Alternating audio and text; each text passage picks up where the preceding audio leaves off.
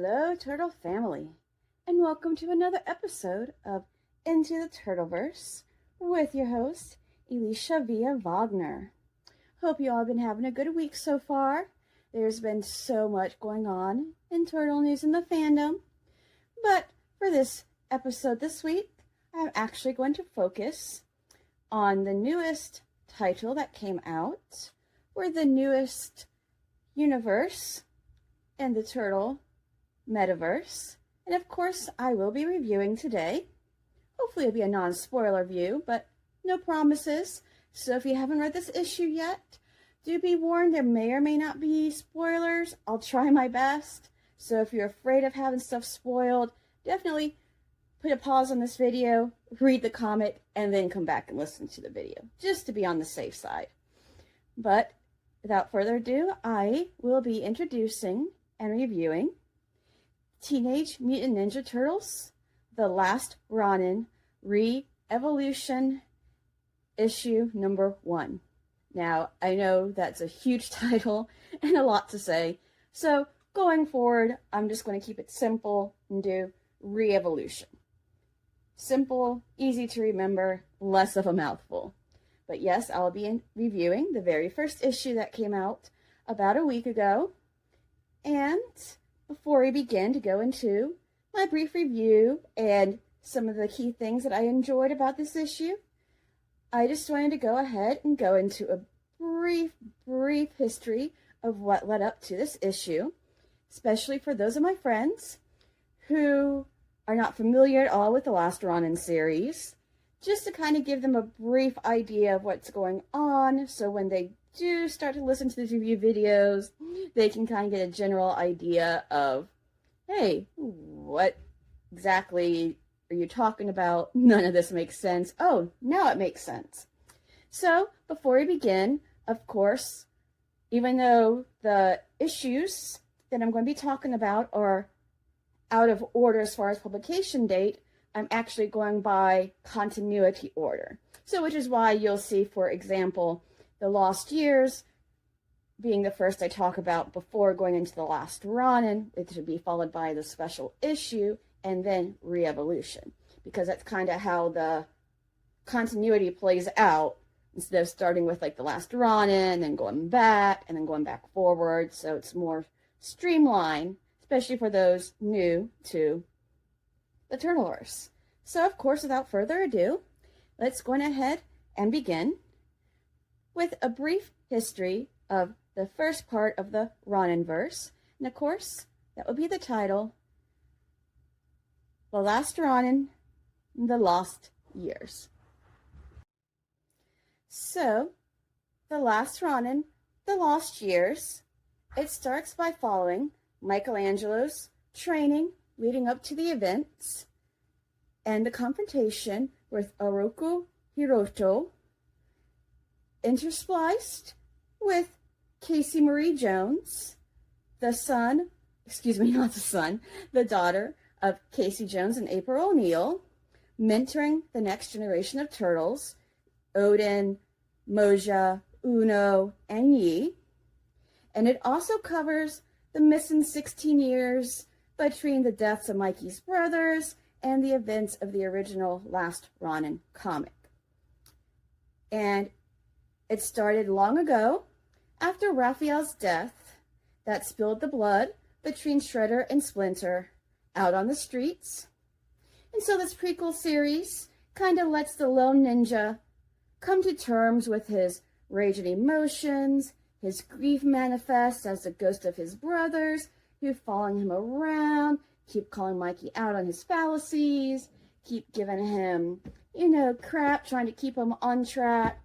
And it's actually kind of fun to see this universe's version of the brothers interacting with Mikey, and this whole Lost Years, Last Ronin series really does a great job of going into detail and like character growth for Michelangelo, how you deal with death, how you deal with revenge, the murder of your family.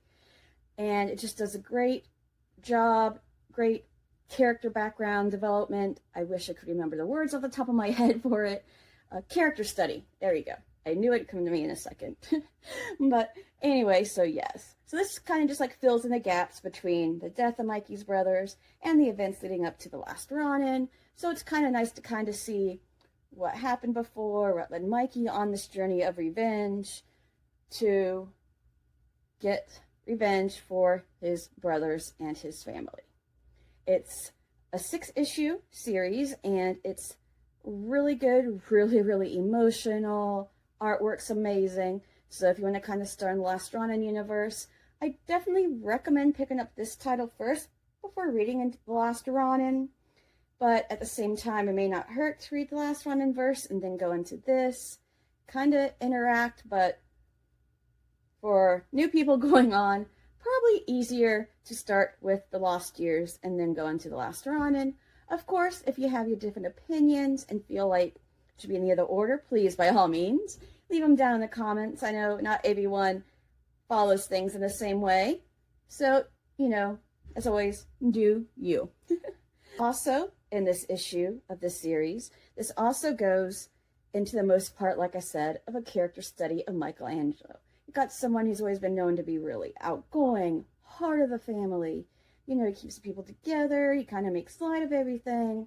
And so you see him all of a sudden do this like 180 in character. You know, he's very angry, brooding. You know, he's almost given up on life. You know, he's just a shell of who he was.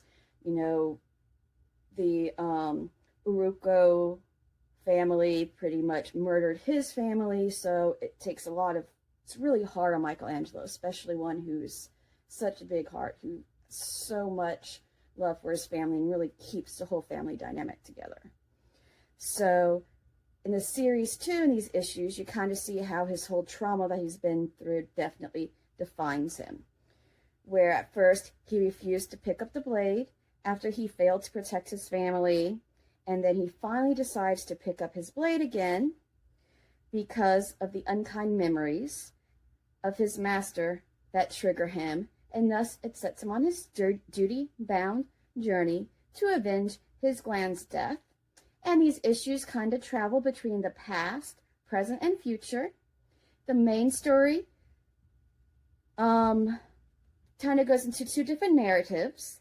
You have Michelangelo's journey to the then, which is the central plot at the forefront of the proceedings. Then it also goes into Caseymariejones' new life as a mother of a new age of turtles becomes the now.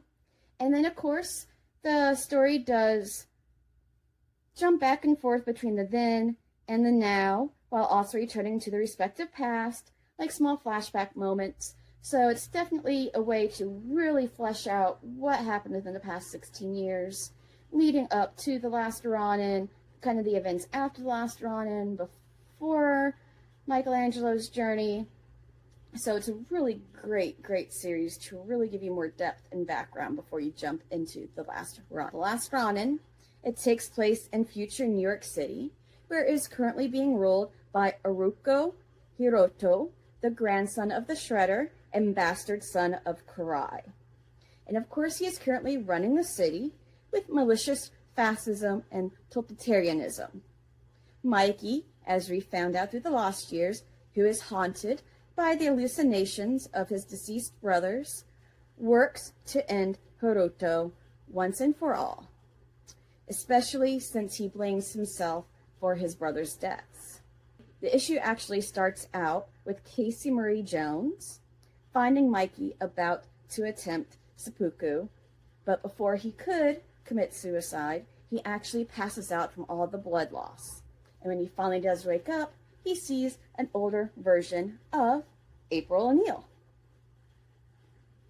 Now, as you can see here, I did have images of the comics, kind of starting where he is laying out the brothers' weapons, you know, Splinter's notebook. He's kind of like doing his last little respects for them. And then you see him down here, poor Mikey. He's just like so devastated. He is so haunted by this trauma and is full of so much guilt that he feels like he completely failed his family. He failed his brothers. He failed Splinter. And so he feels like the only way out is to commit suicide. Thankfully, the blood loss gets to him first, and Caseymariejones does save him. But very, very emotional that someone as Mikey feels like he has to commit suicide to make up for his guilt for not being able to protect his family. So, very emotional. Of course, after Shredder's death, the Foot Clan and the Turtles did originally make a truce. How many times am I going to say that wrong? A truce, which fell apart, though, as Cry tried to end the conflict between their families once and for all. And now also heads up to the images I am about to show you are pretty graphic as far as comics go. There is blood, gore, so another trigger warning if you don't really see a lot of gore or anything. May not want to continue on, but it's comic book, so it's not like it's real or like in a movie or anything like that, but still trigger warnings just to be on the safe side. So, of course, the very first thing Raphael does with his personality is he jumps right in. You know, he doesn't even think. He's just full of rage. He goes, yes, I am going there. I'm done. I'm out. I am going in there. I don't care. My brother's trying to stop me. I'm ready to murder some people. So, after an ambush leaves Splinter, severely injured, back at the lair, Raphael is so enraged that he decides to confront Cry on his own in an attempt to kill her. But instead, he is stabbed in the neck by Cry, and while Cry is put in a coma from the fight, Raphael, unfortunately, does not survive. And as you can see in this image here, you see he's badly wounded, he's got blood coming out. You can kind of see where Cry stabbed him in the neck, and you just see all the other Foot Clan like descending upon him, and poor Raphael, he was literally stabbed and hacked to death. And Mikey was not able to stop him from going out to seek the death of Cry on his own. And of course, in this really emotional image right here, there's no words or anything, but you can just see, you see Leonardo's sword. You see the mask of Casey Jones hanging on the hilt of Leonardo's other sword. You see the building up in flames.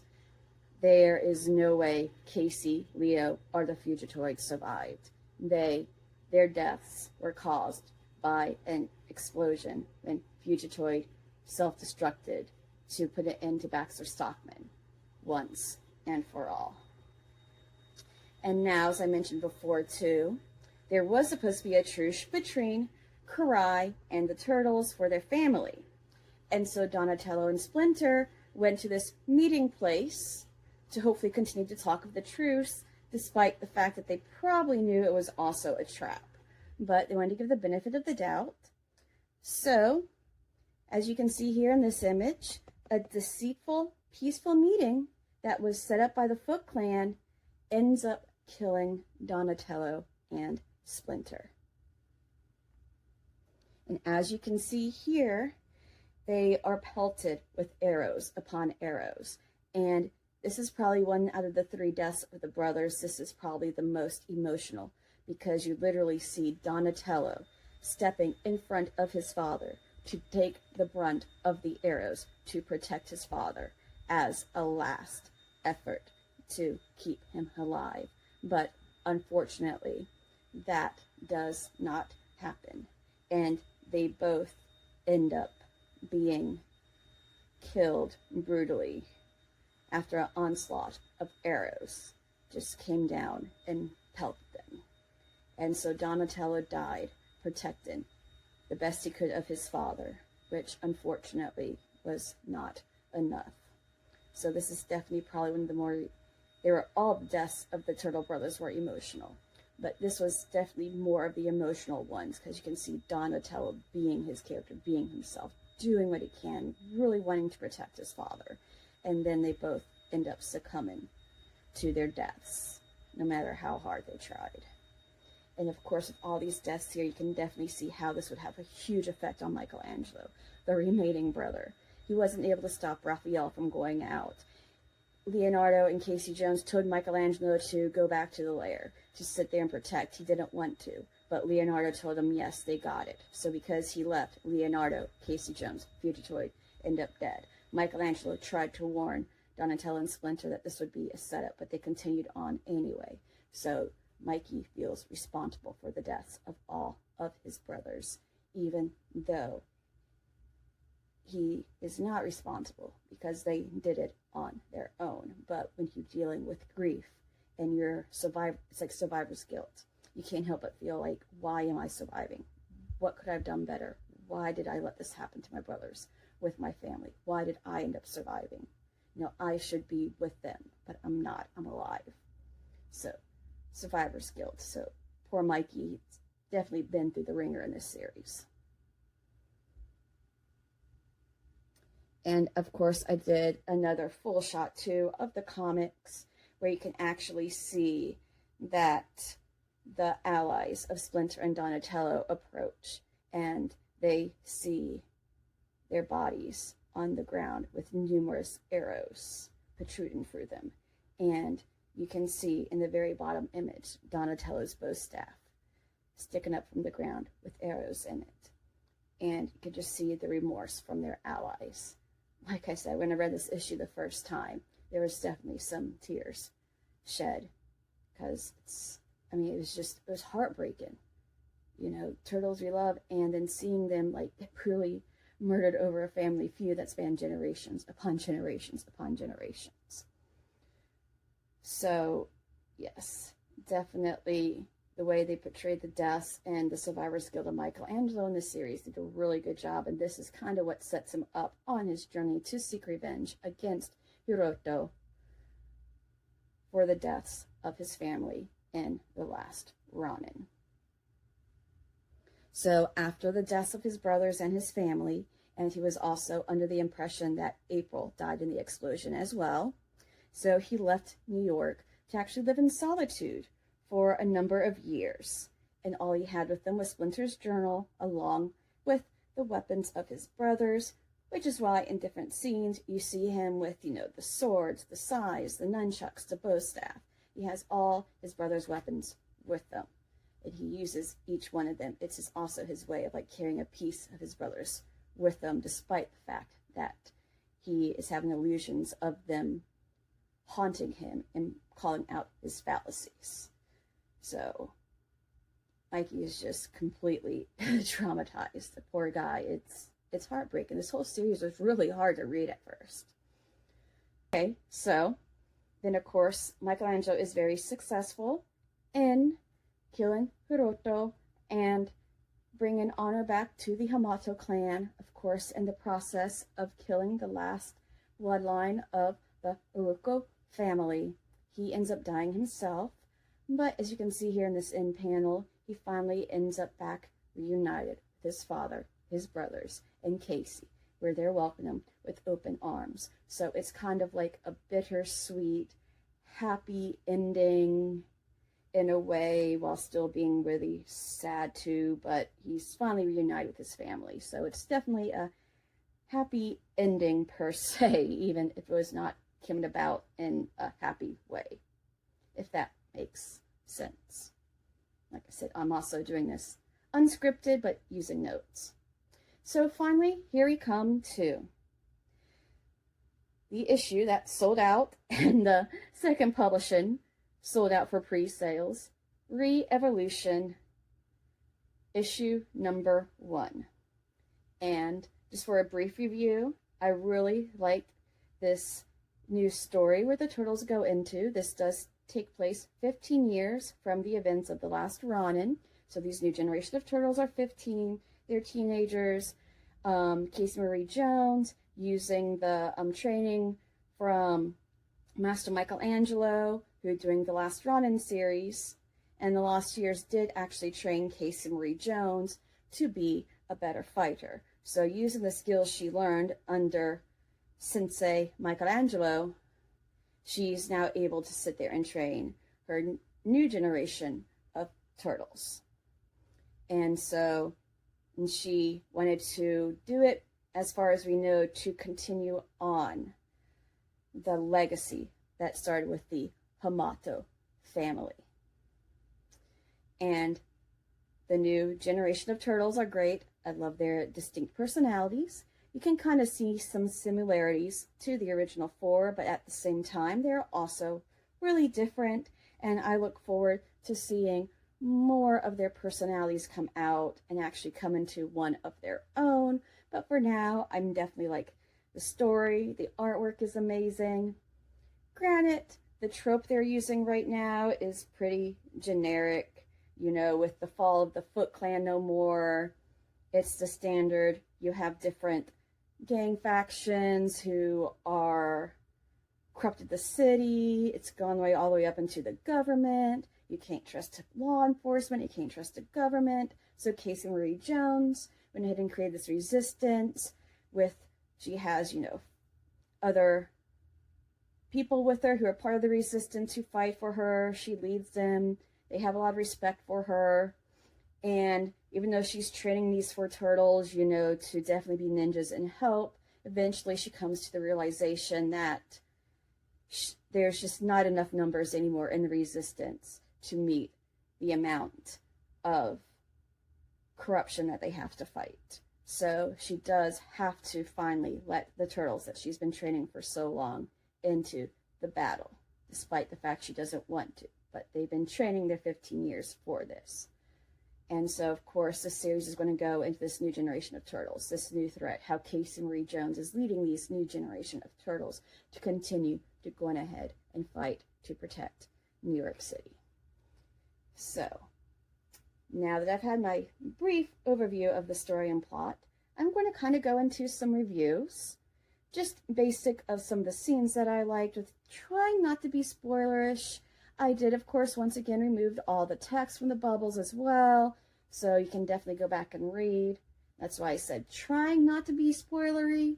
I might slip and say something spoilery, so at this point now, if you're afraid of spoilers, pause, read it, and then come back.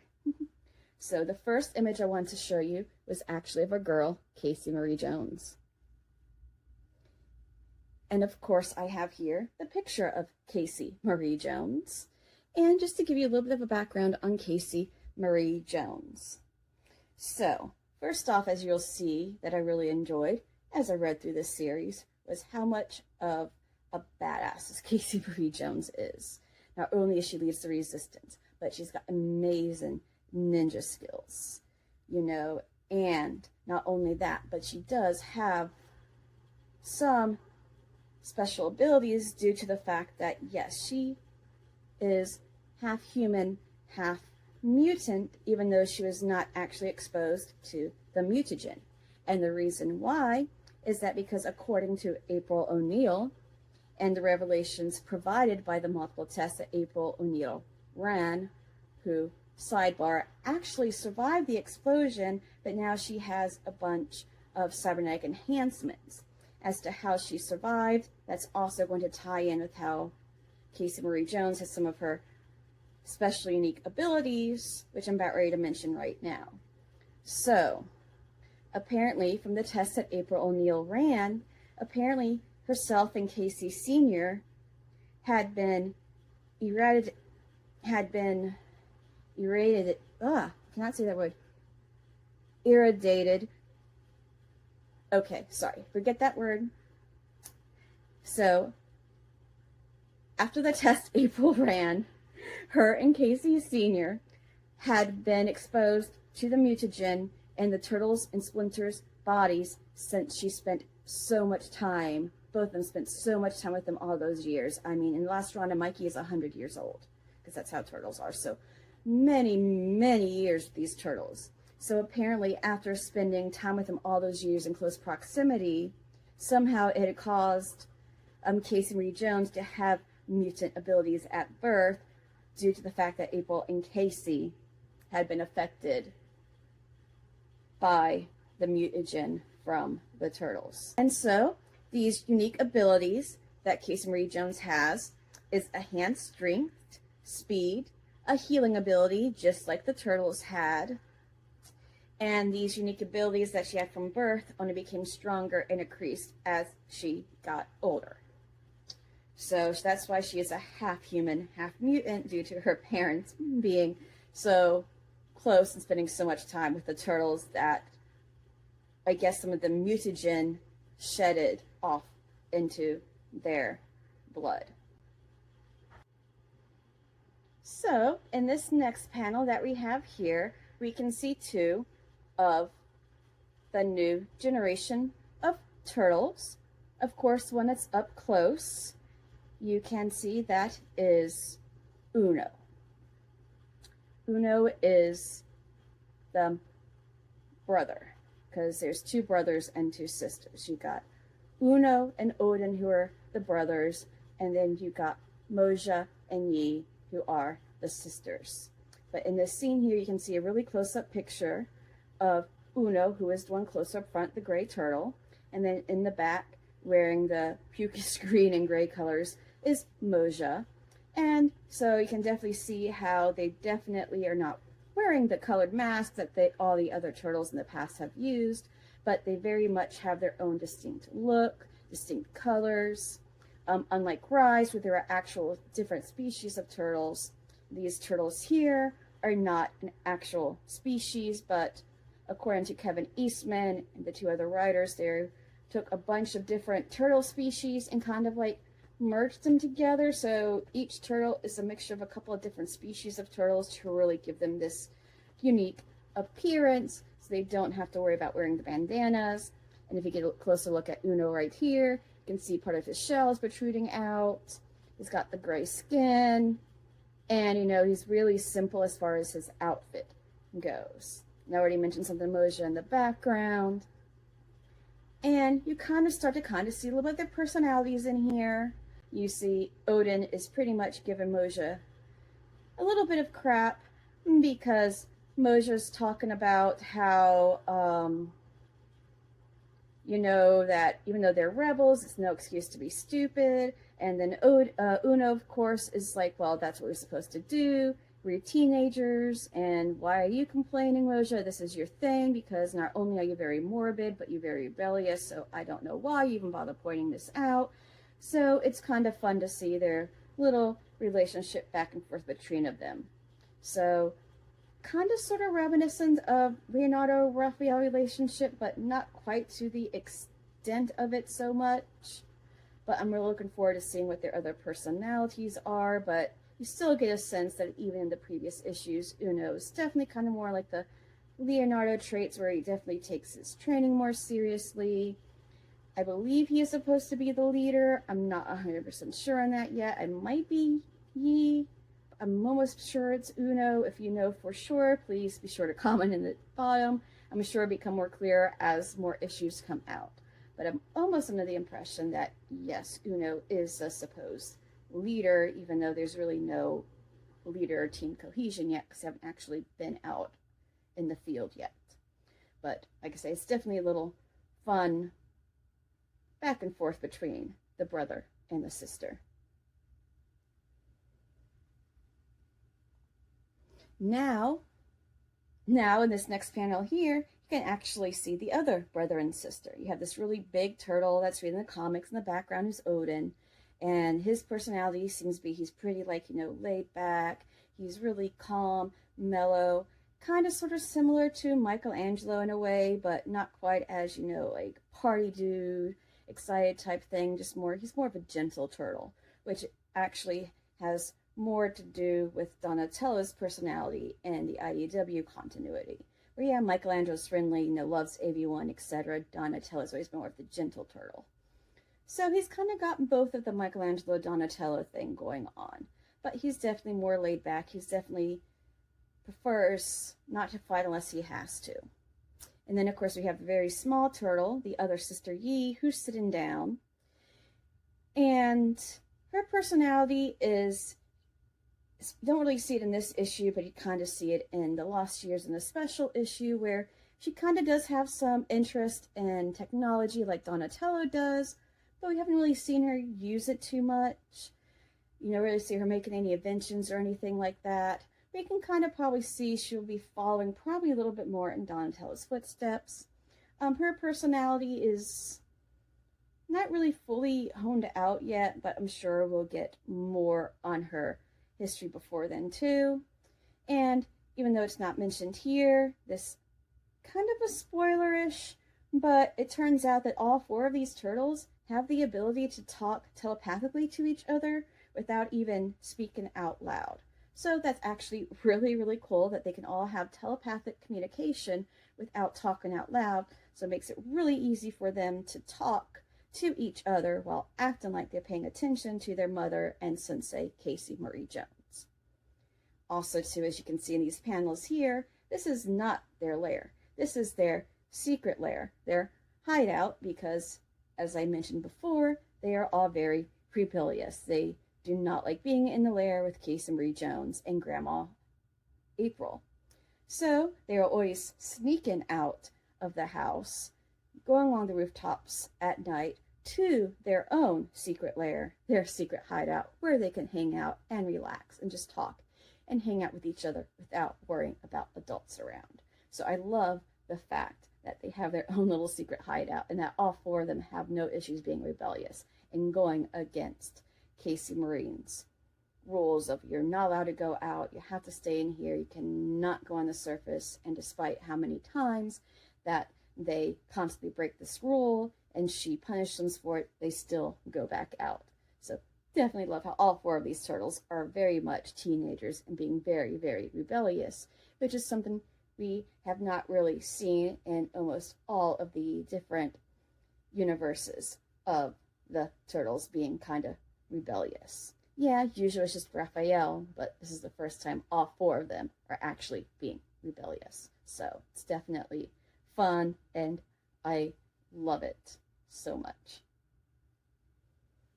Now, if there's one thing I do want to point out about this series is I love the artwork. And so as Yi is sitting there and telepathically telling the story per Odin's request, you actually get to see a lot of this really gorgeous artwork where Yi kind of goes into the history of the Hamato family before they came along, how, the original turtles, Leonardo, Michelangelo, Raphael, and Donatello came about, the Hamato history, the family. You can see here the different colors they use. It's really just homage to old school scrolls or sort of the thing. You see the orange, the white, kind of like the old grainy old photos type thing. There's definitely some red splattered in between too, just kind of only time you see the red is to kind of show some of the wounds and stuff they faced. I did not have any of the writing on here too because I did not want to spoil anything, because this history is very different yet similar compared to the other iterations of the turtles, so I definitely did not want to spoil that, especially for those of you who have never read a turtle issue before and kind of want to start someplace new. This is a great way to bring new readers on with the new history, so I definitely don't want to spoil that for my fans who are watching this right now and have no idea about the history of the turtles. But still, if you just see here, the detail, the pencil work is gorgeous. You can just see the love between Shang-Shen and Hamato Yoshi. And you can just see the pain when they see Shang-Shen was murdered. So definitely a very emotional, very gorgeous pencil artwork panel.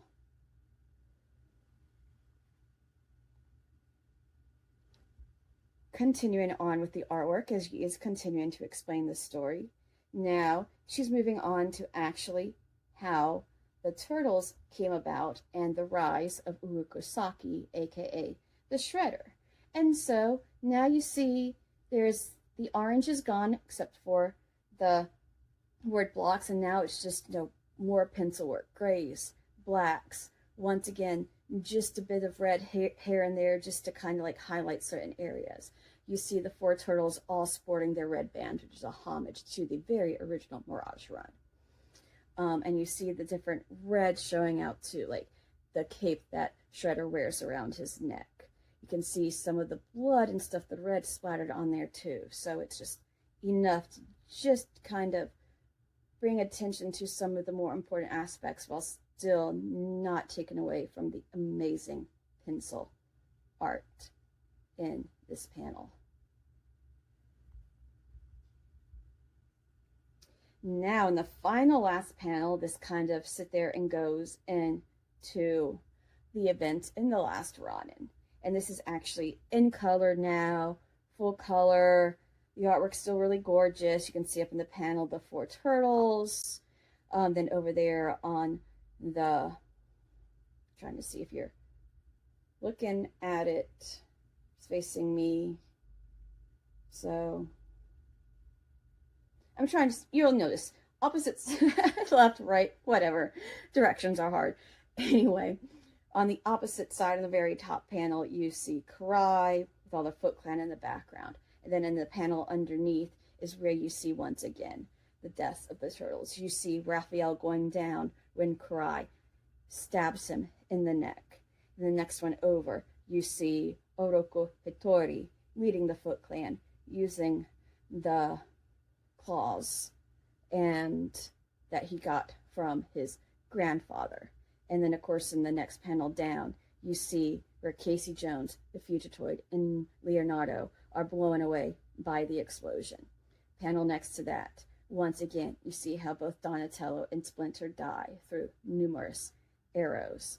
Very bottom panel, you see Michelangelo decked out in his full Ronin attire. You see him holding nunchucks in one hand, sign in the other. You see the two swords from Leonardo in their sheaths behind him. Then in the middle panel, you finally see Michelangelo kill Oroku Hitori by literally breaking his neck, by getting a headlock and just kind of snapping his neck in half. And of course, at this process, they both end up falling over the rooftop, and it is there that after Hitori is dead, Michelangelo finally dies due to blood loss and his injuries. In the very last panel, you see him holding up the very last page of Splinter's journal that says, "No peace."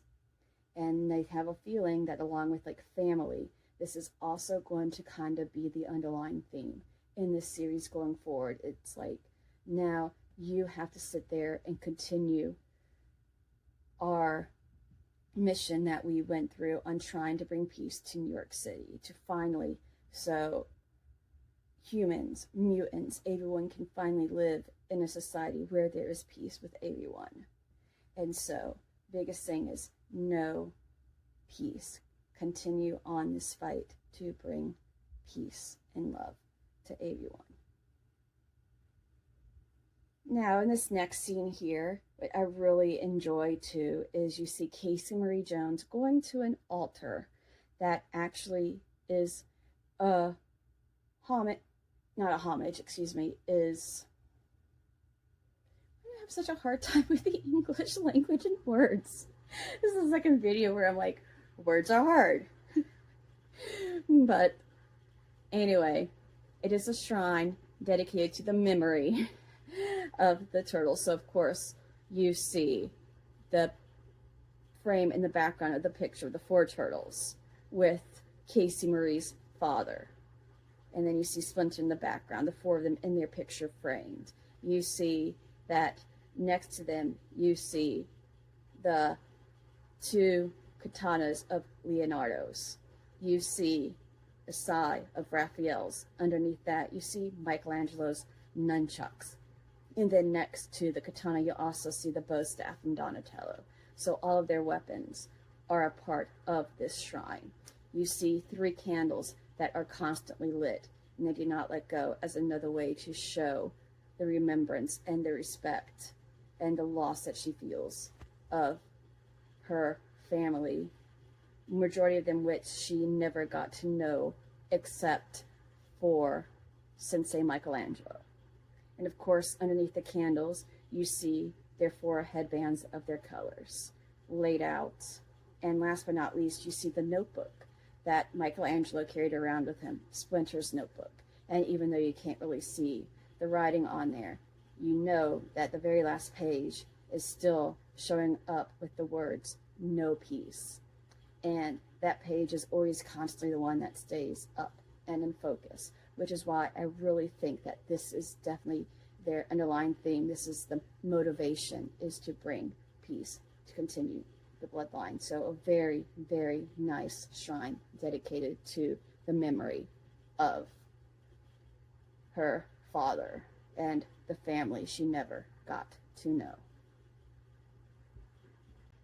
These next couple of images, I'm not really going to go into too much detail. I just kind of wanted to show you kind of how the more interaction between the 4 teenagers, kind of like how they're having fun as they're trying to rush back to the lair after being in their secret hideout to try to get back in time before Casey Marie Jones gets back from her thing that she was taking care of, aka handling the fight at the warehouse.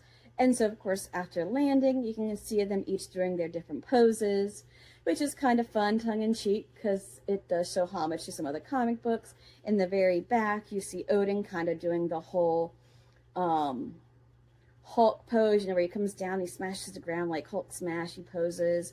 And in the very front, you see Moja doing the whole, similar to like the Leonardo-ish pose when they land on the rooftop.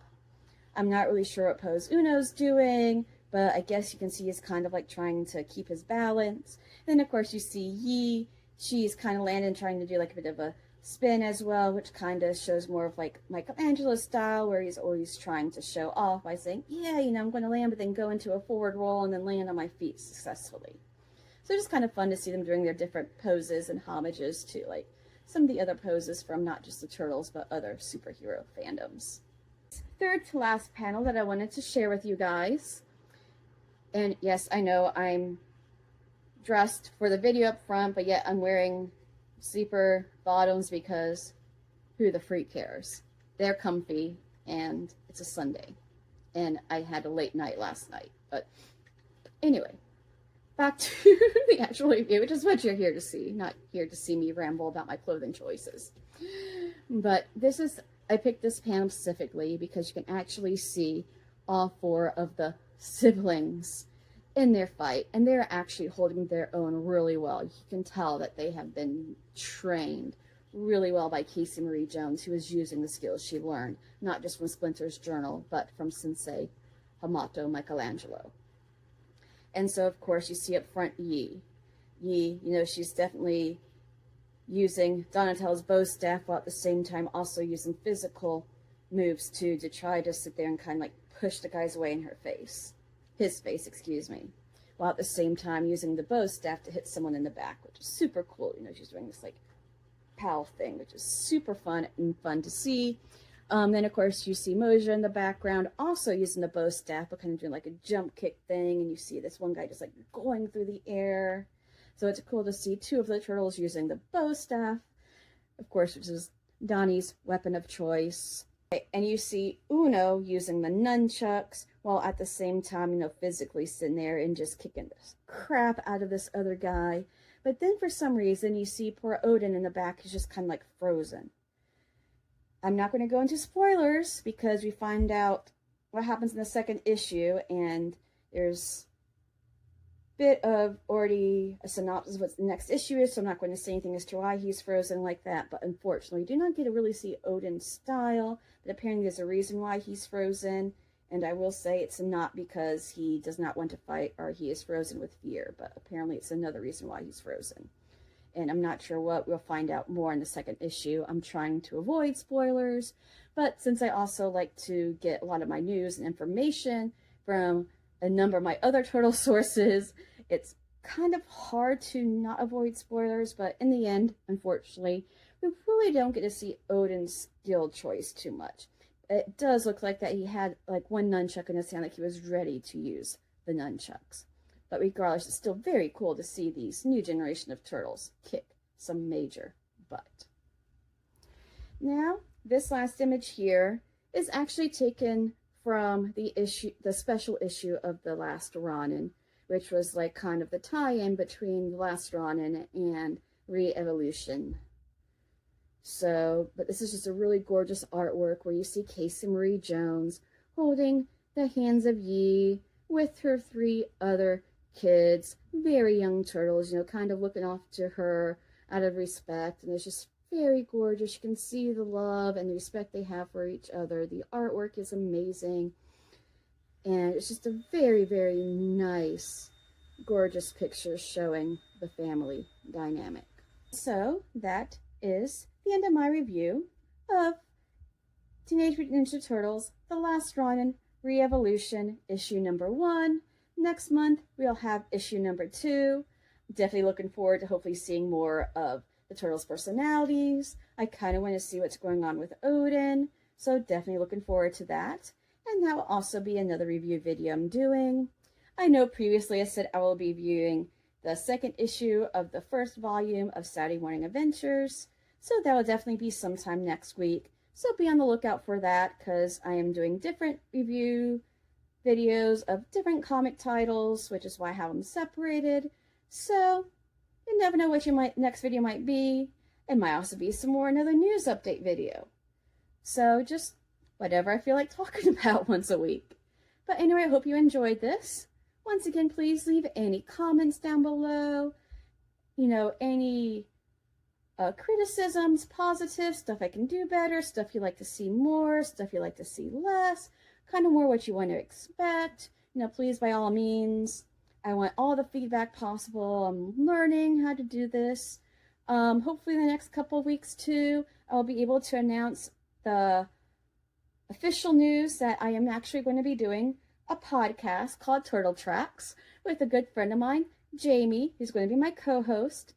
And it's being produced by my friend Kevin. So hopefully in the next couple of weeks, I'll be able to announce and share with you my podcast called Turtle Tracks, which is definitely going to be fun because you have me who knows way too much turtle information off the top of my head. I know so much that sometimes I might get 1 or 2 facts wrong, and if I do, please, by all means, correct me in the bottom. I'm not going to be offended by it because there's just so much lore and stuff. It's sometimes easy to get confused depending on which universe you're in. So if I say anything wrong, please correct me in the bottom so I can learn, and I'll be sure to make that correction in the future. But yeah, so it's going to be me and then my friend co-host Jamie, who's not really familiar with the Turtles at all except the 90s movie. So it's just going to be me and her kind of talking about, you know, the Turtles, her interest in them, and then they're going to have each week, on each episode, we're going to have a guest that's going to come on. Some of the guests are familiar with the Turtleverse, some aren't. Probably when you watch an episode or a movie, and the three of us are just going to kind of talk about it. I already have a list of people who are interested in being on there. I got one guy who is a huge Turtles fan, does amazing artwork, so he's going to be coming on with me. I have a couple of my friends who are kind of familiar with the Turtles from the back in the day when she was younger. Then I have a friend of mine too who actually knows quite a bit about the Turtles. So it's just going to be fun. It's going to be unscripted. It's just a way for people to talk. So we got someone who knows everything, someone who doesn't, kind of the back and forth. Then we have, of course, a new guest every week. So once that becomes official, I'll definitely let you know, so you can also subscribe to that, because I'm going to have it on pretty much any platform to where you can see your podcast. Once again, we call it Turtle Tracks, and I'll give you more information about that later. And as always, please like, subscribe if you enjoyed this channel. And once again, remember, love is love, and have a totally tubular week, my friends. And take care.